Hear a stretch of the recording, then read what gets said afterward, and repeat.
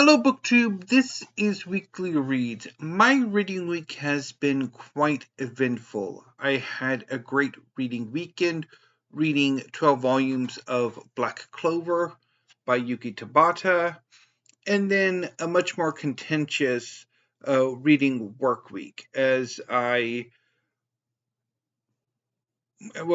my June plans outside of manga fell apart. But anyway, let's get going. So, I read over the course of the weekend 12 volumes of Black Clover by Yuki Tabata, volumes 12 to 23. Black Clover is a fantasy series in a world in which most humans have some form of magical abilities, except for Asta. Asta was born with no magic. Despite this handicap, he aspires to join the Magic Knights and eventually rise to the position of Wizard King. His foster brother and best friend and rival, Yuno, also aspires to become a Magic Knight and to contend with Asta for the position of Wizard King. Unlike Asta, Yuno is a prodigy. He has an immense amount of magical ability. He is a natural when it comes to magic.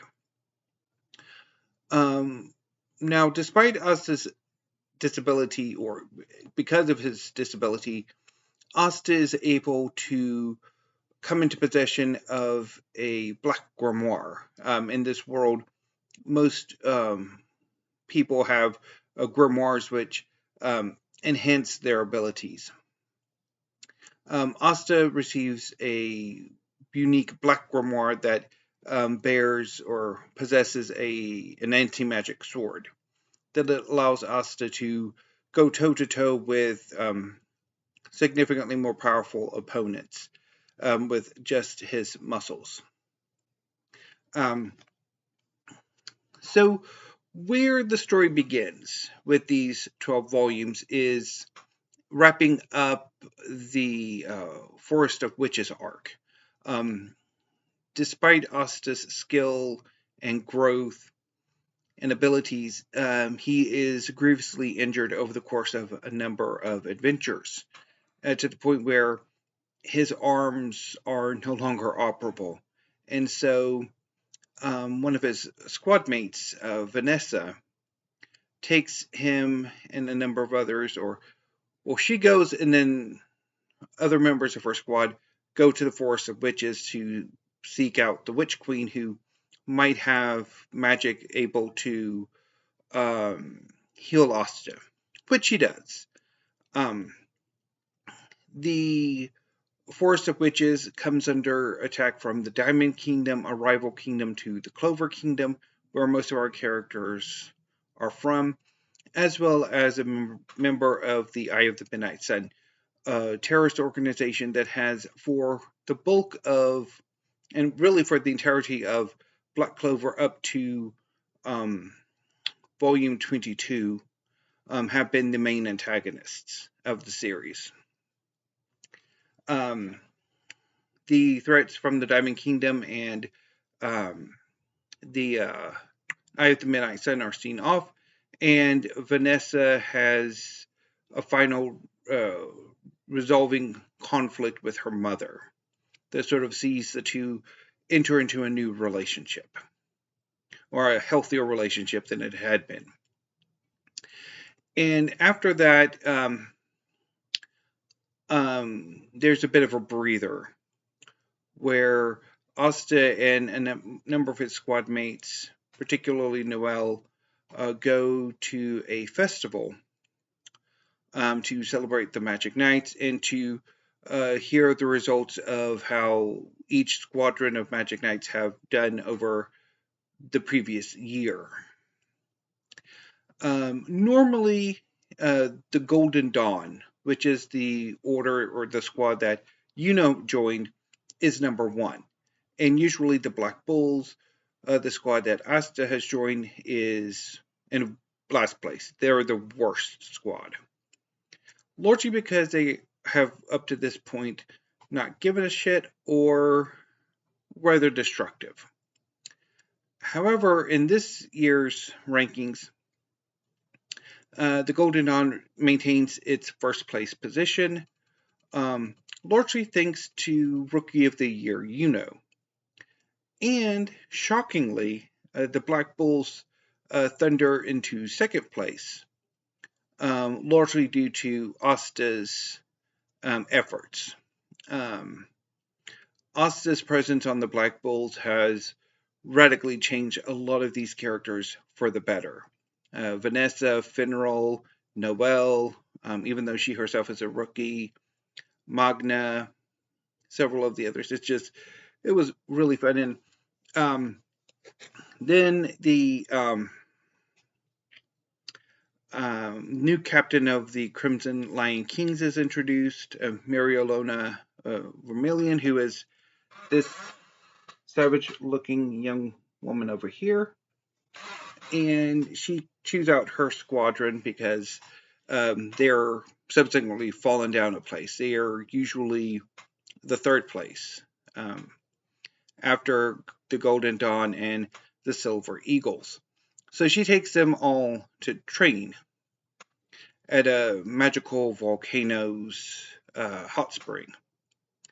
And us and Yuno are dragged along, as are Noelle and Yumi, the captain of the Black Bulls, and Charlotte, the captain of... I never do remember what her squad is. Oh, Blue Rose. And so that's a really awesome few chapters where the characters figure out how to get up this mountain, this erupting volcano, to the hot springs at the top. And it's really cool seeing how Noelle and Yuno and Asta figure it out and get up there with quite some speed. After this, there's a selection exam. So at the festival, the King of the Clover Kingdom announced that there's going to be a select squadron of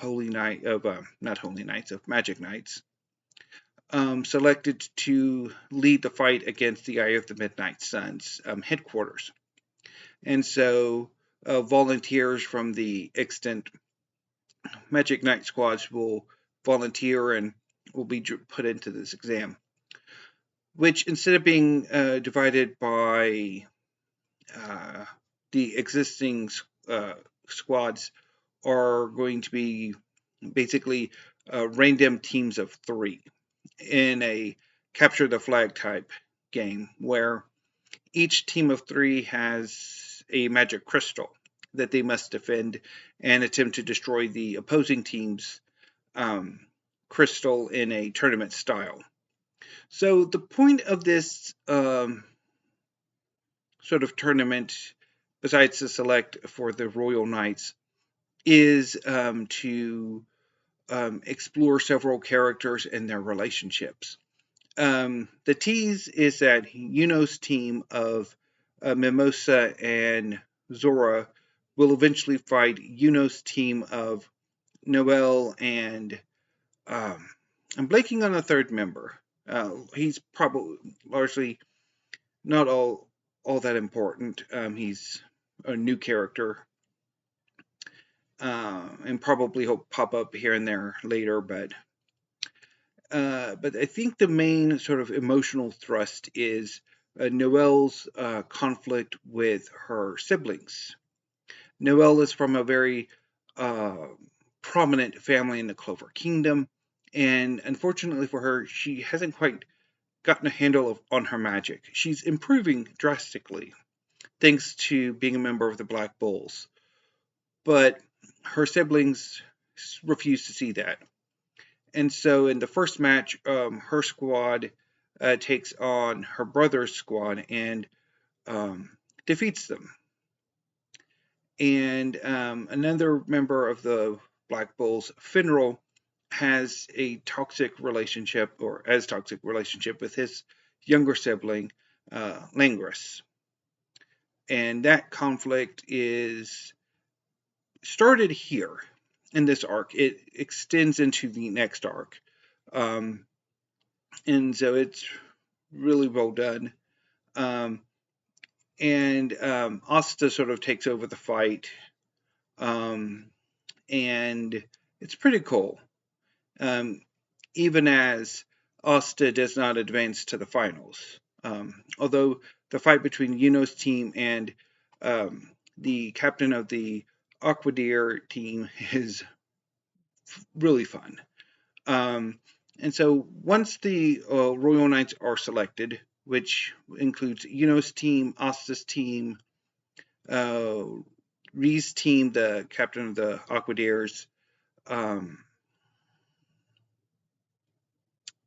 uh, Mimosa's brother Kirsch's team, and a few others attack the Eye of the Midnight Sun's headquarters. And while that's going on, the leader of the Eye of the Midnight Sun actually attacks the Wizard King, and this leads in a squad of Eye of the Magic Sun also attack the Black Bull's headquarters, and this leads into sort of a final war between the Magic Knights and the Eye of the Midnight Sun that takes place on a number of fronts and is amazing. It is just, I really enjoy how Yuki Tabata sort of manages that conflict. It is really well done. So now that that's all out of the way, let's look at some pictures.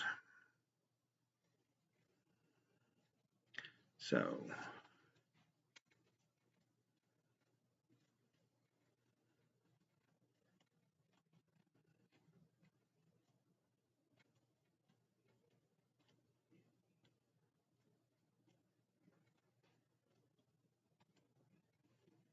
okay, so here are some of the captains.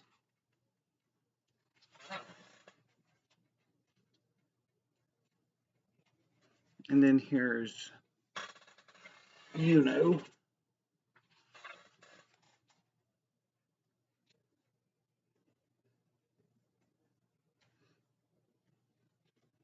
And then Asta's arrival to get sort of the second place rookie of the year.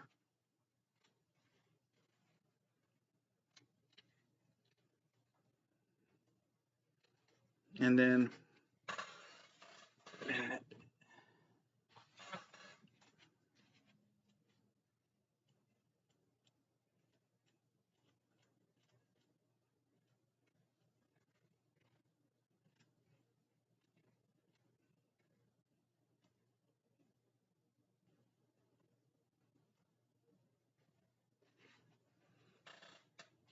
the volcano.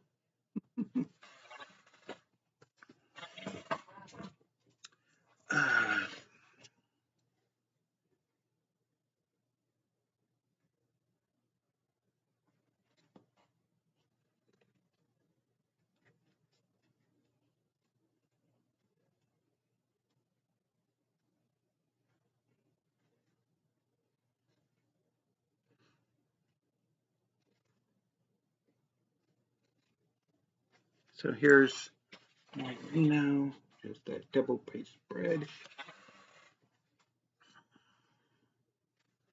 And then we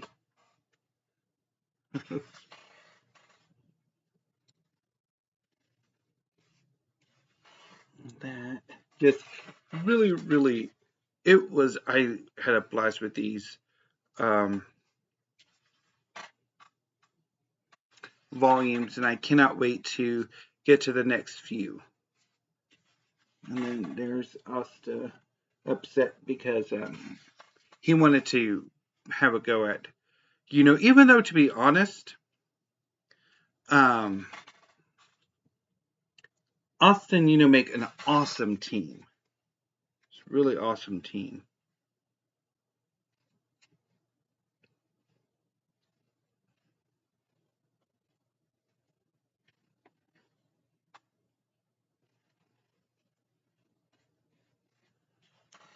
As the Royal Knights assembled.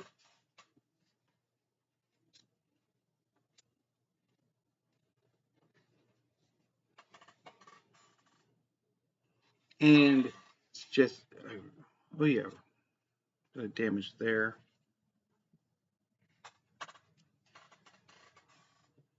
Yeah. Okay.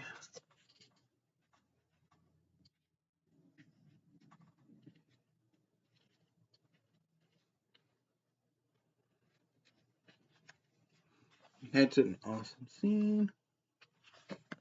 And I want to do one. Oh yeah, where Asta and Nino are tag teaming the main antagonist or ultimate main antagonist of the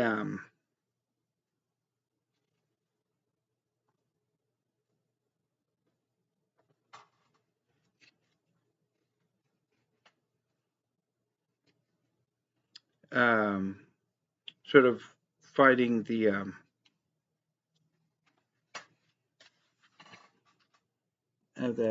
war arc.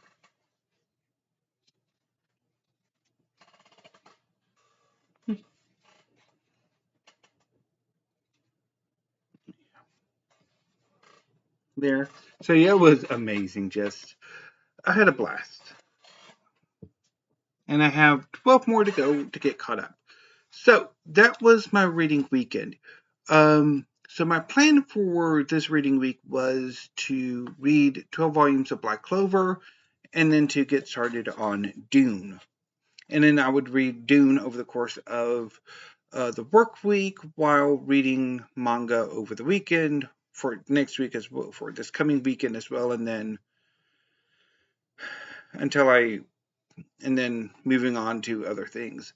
So Dune is a classic of science fiction. It is a space opera. It is it's set thousands of years in the future in a galactic empire. The House of Atreides has elicited the jealousy of the emperor to encompass the Atreides' doom. The emperor orders House Atreides to surrender its ancestral home planet for the planet Arrakis, which is the source of the spice melange, which is a mutagenic compound that gives humans superhuman abilities that are necessary to function in a galaxy spanning empire in which artificial intelligence is banned, is outlawed. The House of Harkonnen, hated rivals of House Atreides, have for decades controlled and operated Arrakis. Once the Atreides have moved to Arrakis, after a certain point in time, the Harkonnens would return, supplemented by the Emperor's own forces, to eradicate the Atreides. And this happens. However, the Duke Leto Atreides' son, Paul, and his concubine, Lady Jessica, manage to escape. And they flee to the Fremen, a people living on the margins of Arrakis,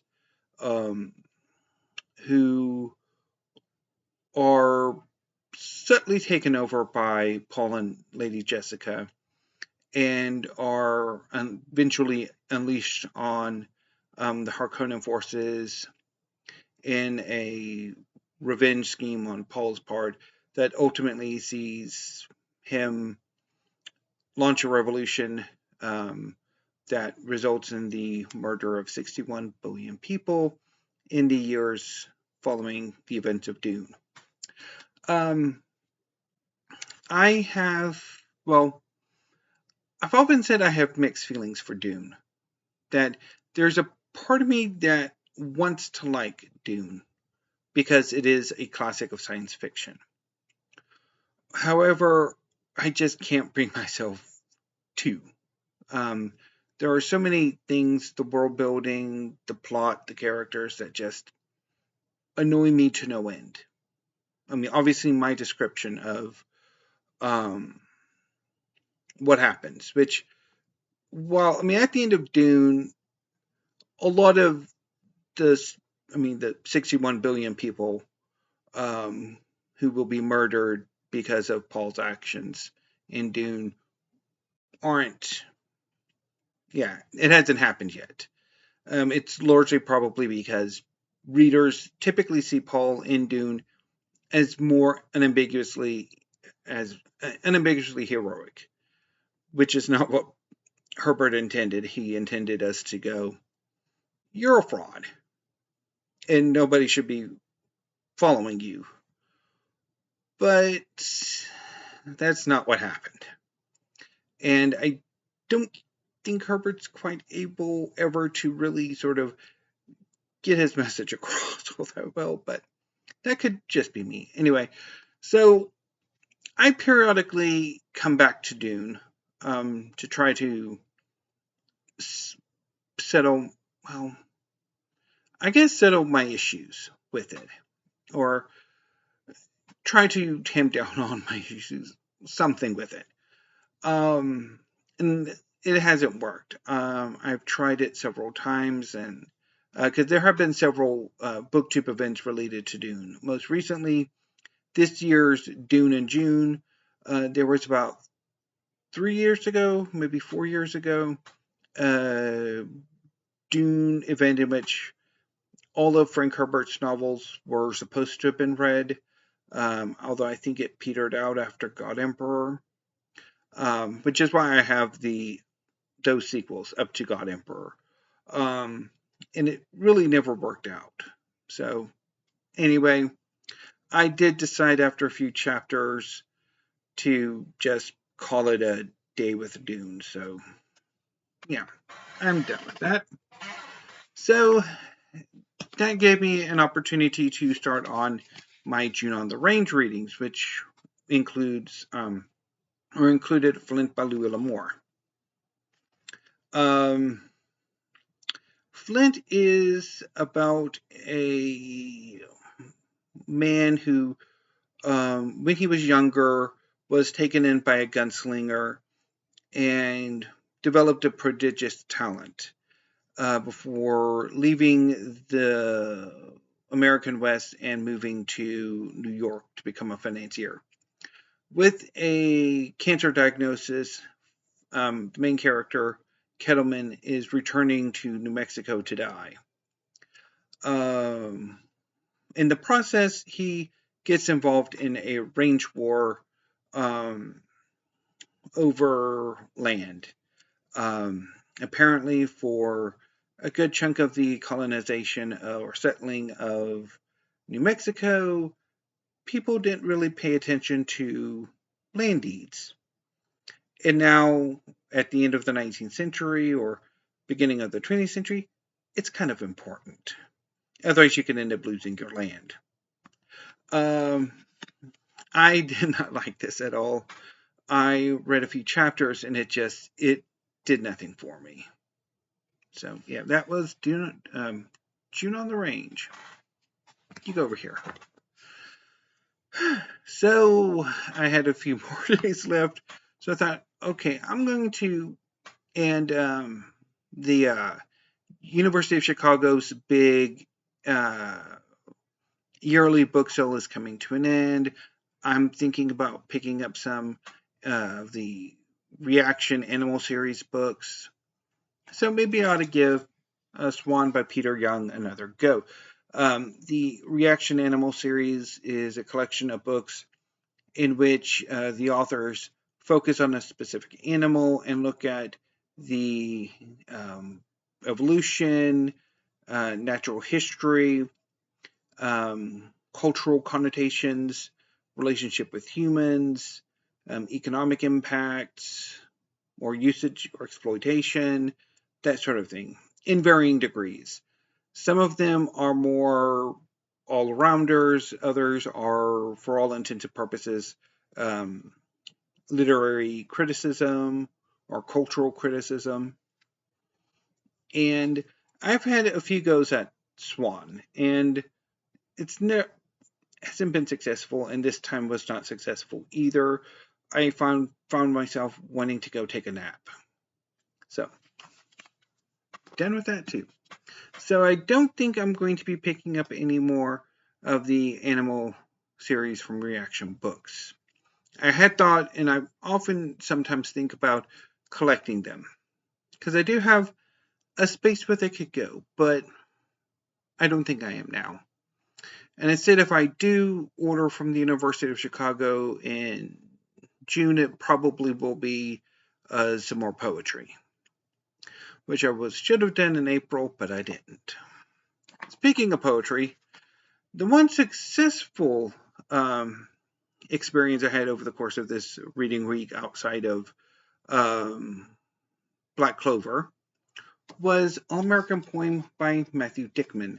Um, this collection of poems has been quite thorn in my side for several months now, as I periodically have tried to read it, and I finally redeemed it. I read it yesterday, Thursday, and it improved. I had thought, I mean, it's still very much a first collection of poems. It's still very much, I mean, it's heavily personal, and sometimes heavily personal poems don't quite work for me. I tend to like a bit more distance, a bit more academic. Probably why I have such a sweet tooth for academic poetry, or poetry published by university presses. But I have to say, this collection grew on me as I read it yesterday, and I'm quite happy it worked. You go over there. So yeah, so at least there was one positive from this work week. Now, I had hoped I'd be able to redeem Matthew Dickman's twin brother, Michael Dickman's collection that I have, but I had to watch the Theo of the Four Children of the Apocalypse, my nieces and nephews, because my brother and sister-in-law had to take the toddler to an appointment. But anyway, so I didn't get any reading done. So my reading plans for this coming reading week is I'm going to read 12 volumes of Naruto by Masashi Kishimoto. Naruto is the world's most popular manga, has been for decades now. It's about a young man named Naruto Uzumaki, who, on the day of his birth, a giant nine-tailed demon fox attacked his home village of Konohagakure, and the Hokage, the leader of the village at the time, sealed the nine-tailed fox into baby Naruto. This led to him being a pariah that he sort of compensated for by becoming a prankster, a class clown, and event with the aspiration of becoming Hokage himself. Naruto becomes an apprentice ninja genin under this kind of tutelage of Kakashi, who is the ninja on the cover, and alongside his sort of classmates Sakura and Sasuke. At this point in the series, Konoha is under attack by a member of the Akatsuki, a terrorist organization seeking Naruto for his the nine-tailed demon fox. And it is amazing. I've read these volumes before, and I cannot wait to get to them. Tomorrow and Sunday are going to be a blast. And over the course of the work week, I will hopefully be able to get to the Cleopatras by Llwellyn-Jones. This is a history of the Ptolemies, focusing on the 7 queens who were named Cleopatra.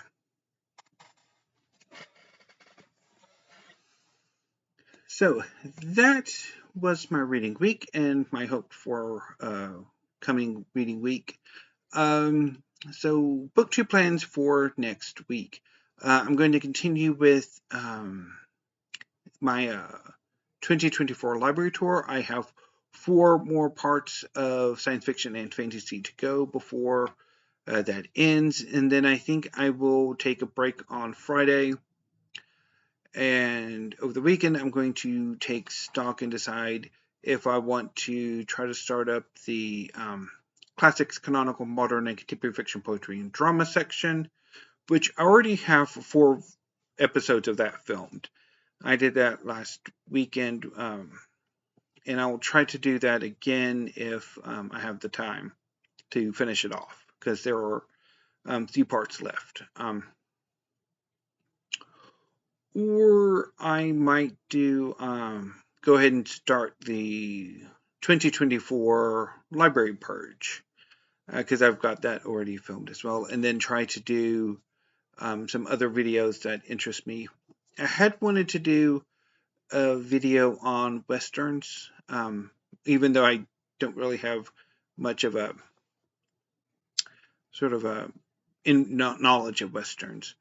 But Steve Donahue and Michael K. Vaughan did videos last week talking about why they thought the westerns had sort of fallen out of favor, and I wanted to respond to that.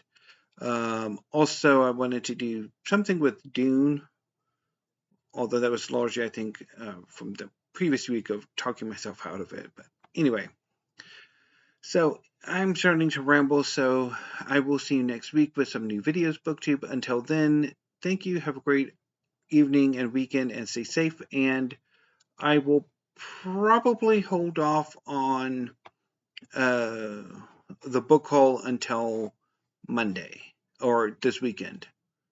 There might be a book haul on tomorrow, because I should get the latest volume of My Hero Academia, volume 38, tomorrow. If everything goes accordingly, I should get it tomorrow. If not, book haul on Monday alongside part 9 of science fiction and fantasy.